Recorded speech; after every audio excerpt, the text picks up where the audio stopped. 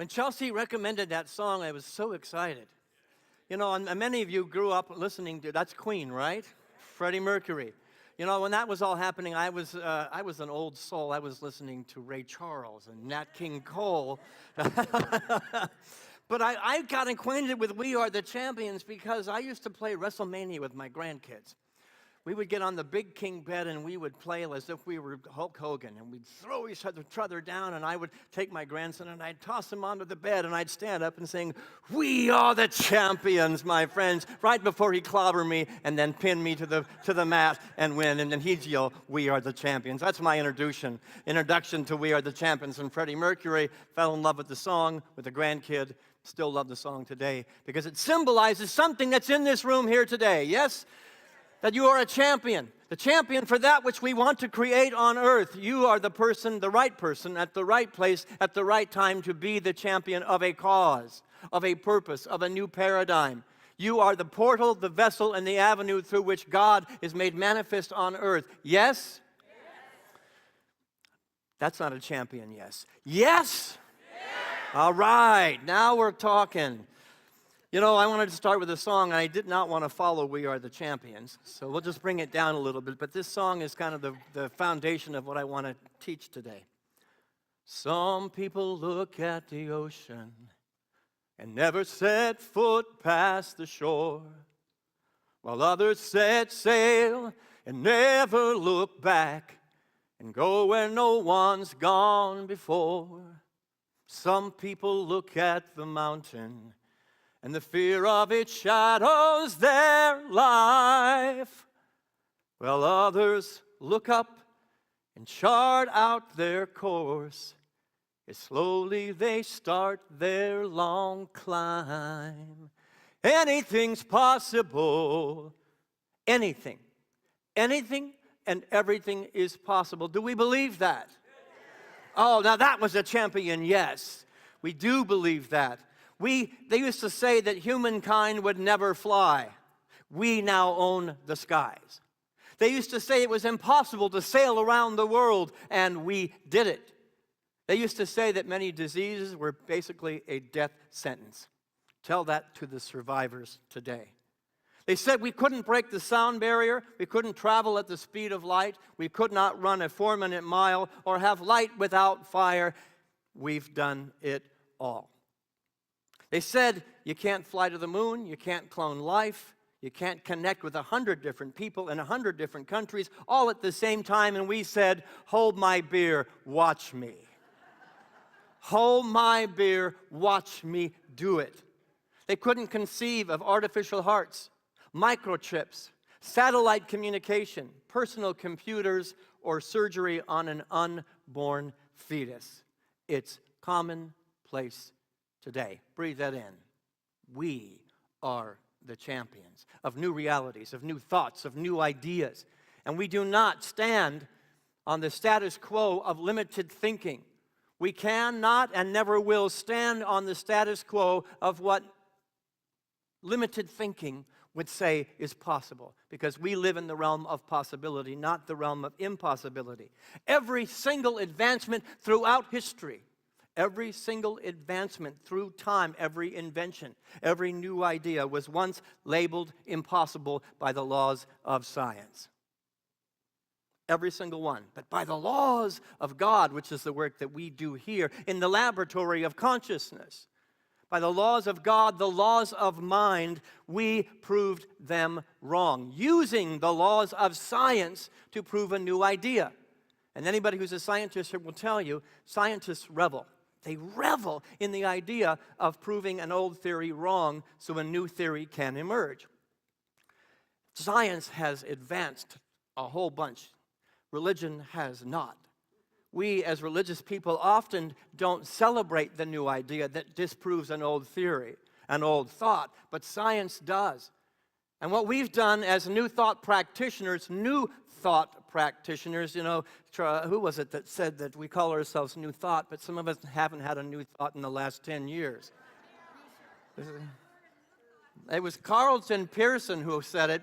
Probably Carol quoted Carlton, Carlton quoted Carol, and I'm quoting all of the above. Because that is the manifest realm. All of these miracles that were on page 1, somebody had an idea, somebody had a thought, somebody had a vision and said, I won't accept the impossibility. Hold my beer, let me show you. Who knew this? Who knew this? The great spiritual physicist and alchemist known as Jesus the Christ.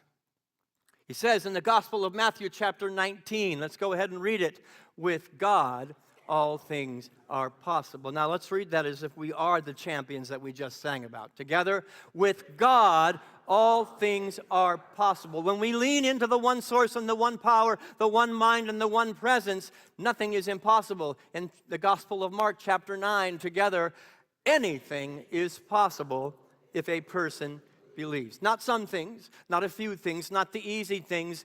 Anything and everything is possible. And again, from the Gospel of Matthew, let's read together. Seek and ye shall find. Knock and the door will be opened. And all things will be added unto you. All things, not some things, not a few things, not the things that you think you can do, but the thing that God is moving and stirring through us and as us as the portal of creation and existence. Roger Bannister did not accept the limited thinking. The first one to set the tone for under a 4-minute mile. How many people have done it since?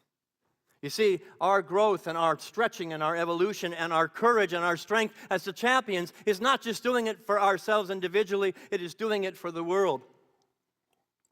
Yes? By universal spiritual law, when we entertain a thought or a vision in mind, this great laboratory between our ears, there is an immediate and sufficient response from the universe. God rushes in. Sometimes we say, you take one step towards God, and God takes 1,000 steps towards you. The reality is God is not having to move at all. God is right at present reality. And ever-present reality, we have the thought, and there is an instantaneous movement of power beyond our limited thinking. Yes? God as life is a grand engine. I'm going to compare God to an engine of creation that is perpetually moving. All we have to do is to jump into the engine and use that engine. For God so loved the world that he gave his only begotten Son, that whosoever believes in him shall not perish but have eternal life. Oh my God, he said it. John 3:16, the weapon used by the Orthodox Christian Church. It's a misquote. I'm going to misquote it too and say it's engine. For God so loved the world, loved you, that it gave itself as an engine of creation, as the ability to manifest heaven on earth, as the ability to create any reality that you want. I'm going to jump ahead on the screen, guys. There's a quote by John Milton in his book, Paradise Lost. I don't know if the slide is there or not, but this is what he said. The mind is its own place, and in itself can make a heaven of hell or a hell of heaven. I've done both. Everything's working great, but I want to be a victim, and so I let my thinking revolve around victimhood. Poor me, poor me. I take the beautiful heaven and I create hell on earth, and it is my reality. But if you can do that, you can also do the other thing. We are not bound by circumstances. We never have been bound by conditions or relationships or limitations of the human mind, but only bound by our inability to access the God power, to jump into the engine, to jump into the river, and to manifest something different. Our job is to meet God at the level of divine ideas, which is a space of partnership and a place of oneness. You know, there's a Trinity. We often don't talk about that there's a Trinity in unity. It is divine mind, divine ideas, and then expression.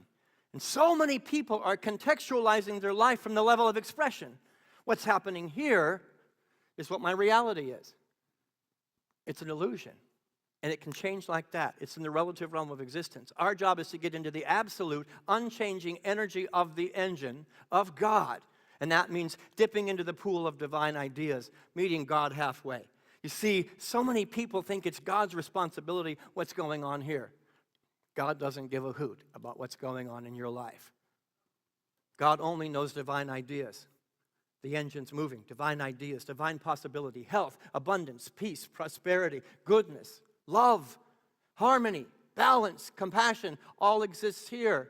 Our job is to leave this realm, come apart for a while, Jesus said, get into the realm of divine ideas and then bring them down, because that's our job. God's job has already been completed. It's the Father's good pleasure to give the kingdom. It's all done. The divine ideas have all been created.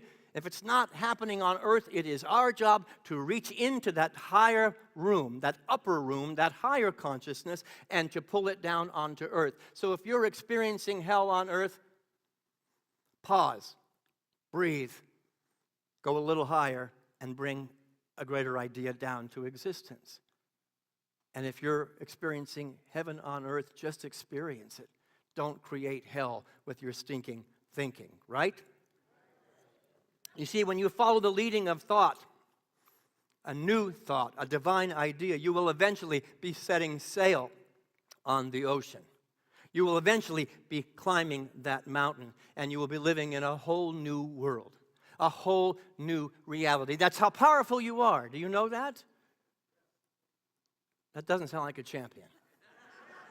Do you know that you have all the power to be in partnership with that engine as a part, a component of that engine of creation to manifest heaven on earth and a new reality? Do you know it? Yes. We are the champions. We are the engine. We are the possibility. Yes? You know, I like to use nature. The river knows only to go to the ocean. That's all that it knows.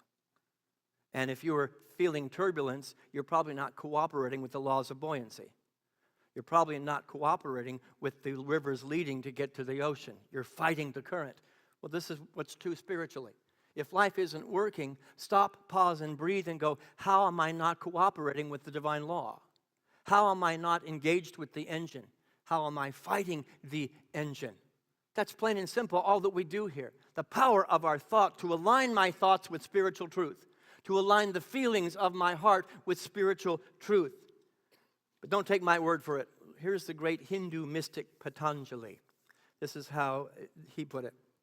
Let's read it together. When you are inspired by some great purpose, some extraordinary project, all your thoughts break their bonds. Your mind transcends limitation. Your consciousness expands in every direction, and you find yourself in a new, great, and wonderful world, and you discover yourself to be a greater person by far than you ever dreamed yourself to be. How many people would say, and I want you to think about this question, that you were living in the skin, you were living in the dream, you're living in the life, you're living in the vision of something you thought 10 years ago? The answer is yes. Every hand should be up, because good, bad, or otherwise, you're living in the vision of what you held 10 years ago, and 20 years ago, and 10 minutes ago. You are living into that. If you don't like what you see, change your thinking, change your life. Say that with me. Change your thinking, change your life. Thoughts held in mind reproduce like rabbits after their kind. You allow those rabbits into your consciousness, and they're having a really good old time. That which you allow into the laboratory is manifesting in your life. Repeat after me. Thoughts held in mind reproduce after their kind. Reproduction is the engine of creation. No, I don't repeat that. Wow, this is really good. I love my minister. Look at that. I manifested love.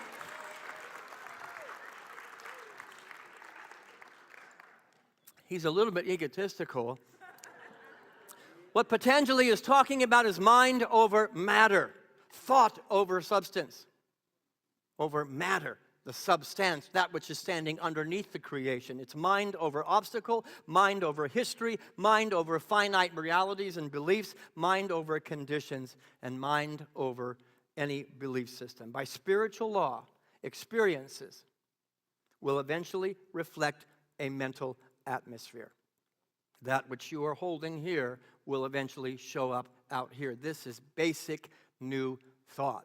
This is basic unity. You know, and sometimes I tell myself, I have to come up with something new and creative to say on Sunday morning. And I tell you, week after week, it can be hard. And I think, well, I'm going to tell the congregation this week that they have the ability to change their life. I'm going to tell the congregation that the thoughts held in mind will make heaven on earth or hell on earth. And they go, that's boring. They've heard that 100 times. So I had to examine my consciousness. How many times do I need to get up here and say that you are the creator, the director, and the producer of your life? I need to say it every week, and it should not be boring. If it becomes boring and we have to be entertained, then why are you coming here? I don't want to entertain your eyes or your ears. I want to entertain your thoughts. I want to entertain the engine of creation. And when you leave here, to know that you are that powerful.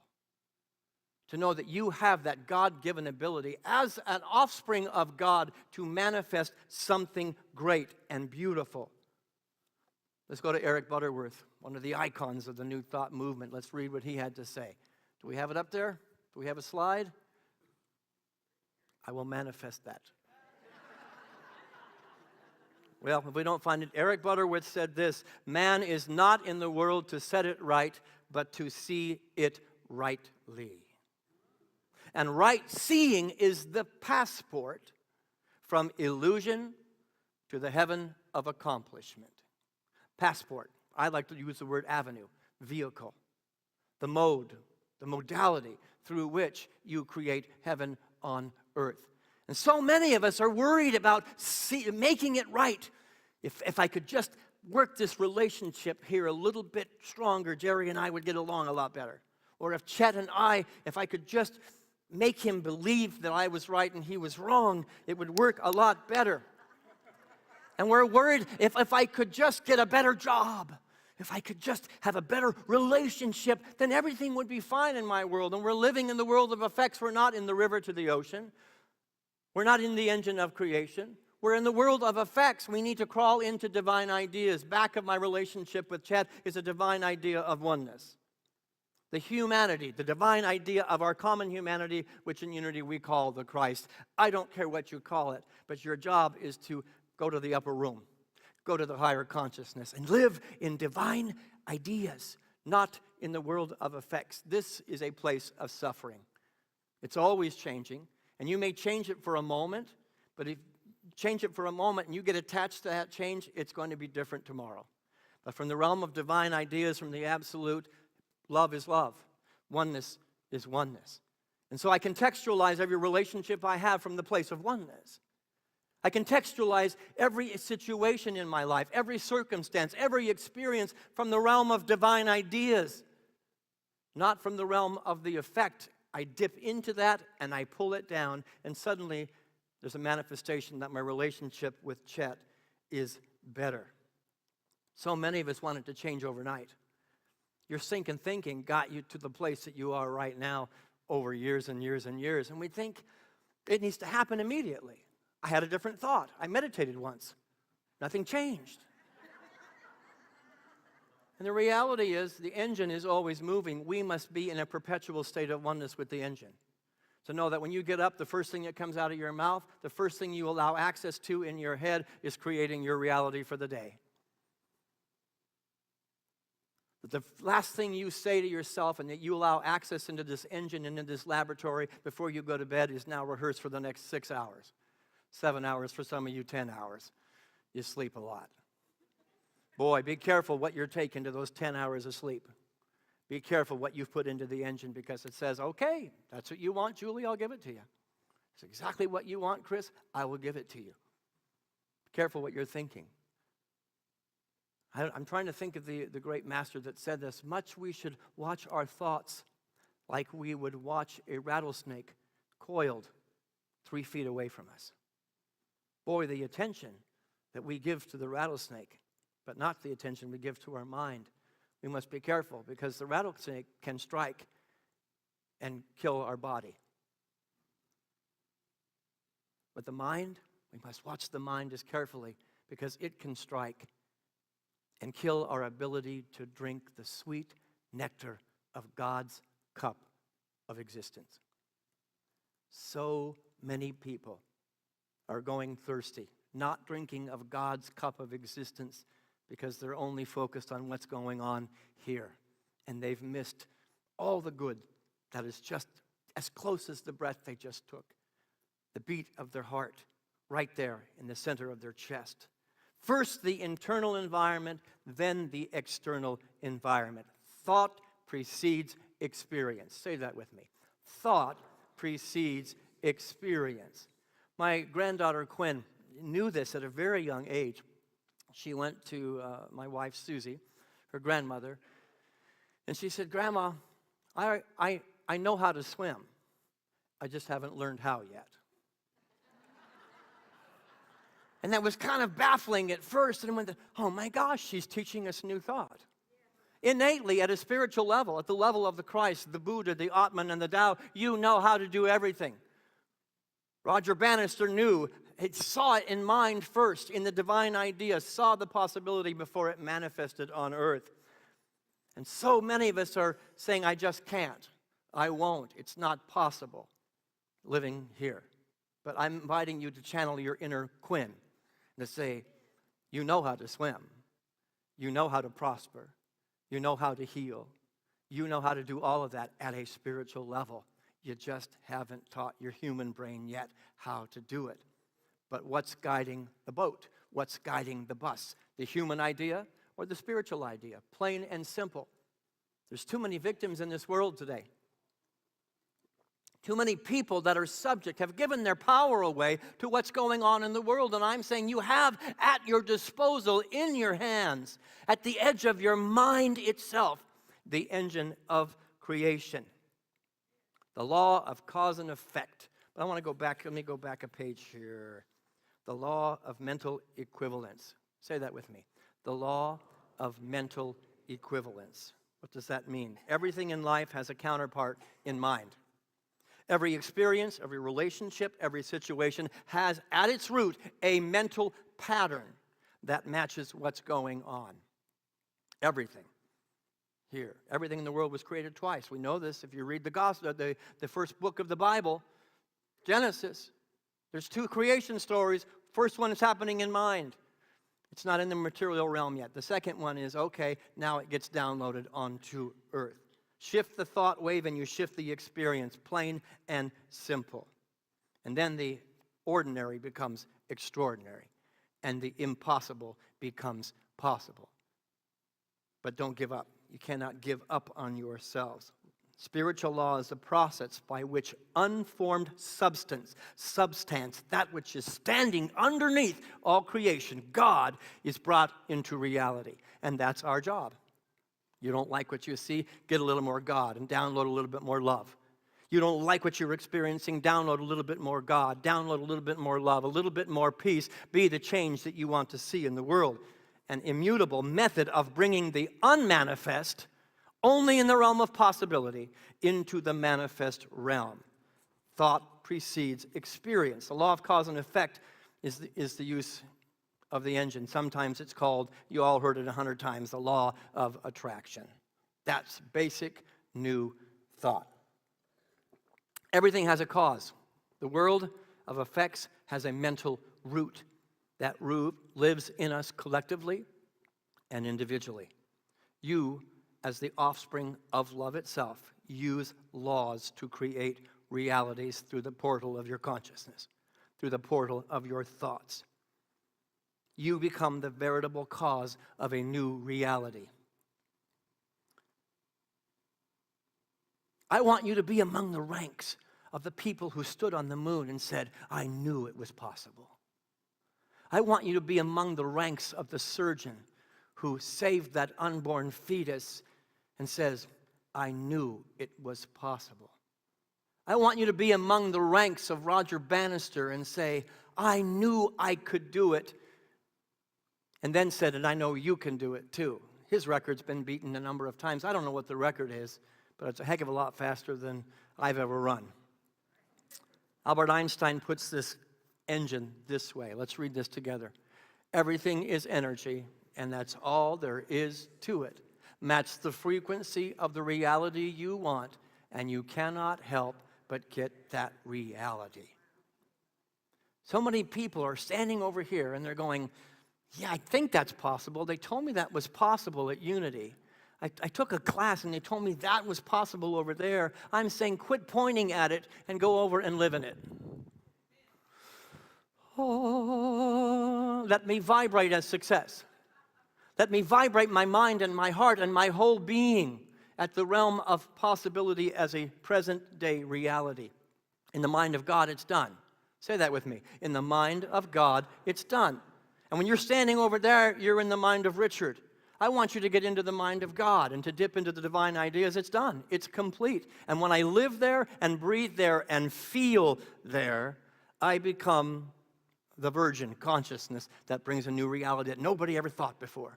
Nobody ever had this thought before. I am the virgin, and it's being born through me and as me right now. Hold my beer. Let me show you. Hold my beer. Hold my stinking thinking. Let me get it out of the way, and let me be the veritable essence of a new idea. J.D. Martin and Jan Garrett, the opening song we sang today. I dreamed of rain, and the rain came. That's not an accident. I dreamed of peace, and peace came. It's not an accident. I dreamed of a better relationship with Chet. I'm just using you as an example. We're buds. I dreamed of a better relationship with Chet, and suddenly there was a better relationship. I dreamed of prosperity, and suddenly there was prosperity.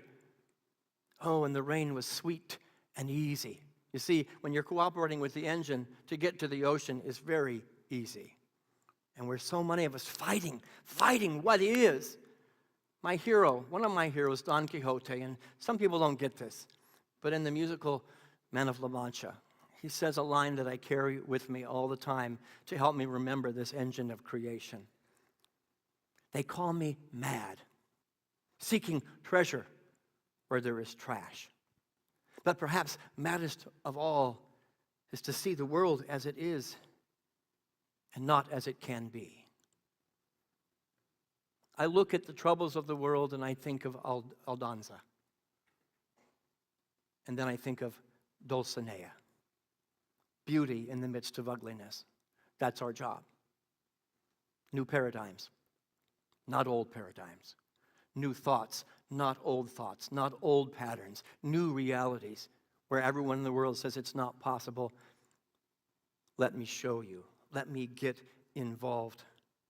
Each of you where you sit today, no matter how dark or light your life feels in this moment, you have the power of the universe right at the edge of your mind. In fact, let's touch your third eye with me. I have the power. Say that with me.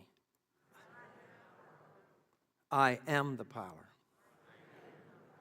I am an engine of creation. Hold my beer. I look at my life today. My life today, and I'm going to invite the band to come up. My life today is a result of very conscious decisions. Very conscious decisions to see myself as capable enough to envision, to manifest, and fulfill the requirements of the life that I now live. Everybody okay? And my life 10 years from now will be a product of my thinking, good, bad, or otherwise. Of what you are allowing access right now. Your life 10 years from now will be a product of what you are allowing access into your brain. New grooves are being formed by new thoughts. I believe in you. I believe in our collective and our individual ability to create, to embrace, to nurture, and to sustain the most amazing heaven on earth. A life more rich and healthy, joyous and abundant, peaceful than we've ever imagined before. Do you believe that that is possible? Will there be moments when you falter on your belief? And those are the moments you make the journey from here to here. God is present. God cannot be absent. God never has been absent. And it's done in the mind of God. And I allow myself to be used as the portal and the vessel through which new ideas are made manifest on earth. That means getting your body behind the idea. That's our job. God's job is complete. Our job is to manifest it. I believe in each and every one of us to create that life. And so my challenge to each of you today is to not just stand on the shore and gaze out at the ocean. Get a sailboat and put up the sail. This is where the sail is. Put it up and go where no one has ever gone before. Go where no Jenny Langer has ever gone before, or Nick has ever gone before, or Judy, or Marianne, or Linda. Don't wait for tomorrow. The world's waiting. Yeah, that would be cool. That would be nice. Go to the upper room. Go to the divine idea of that which you seek and live as that vibration.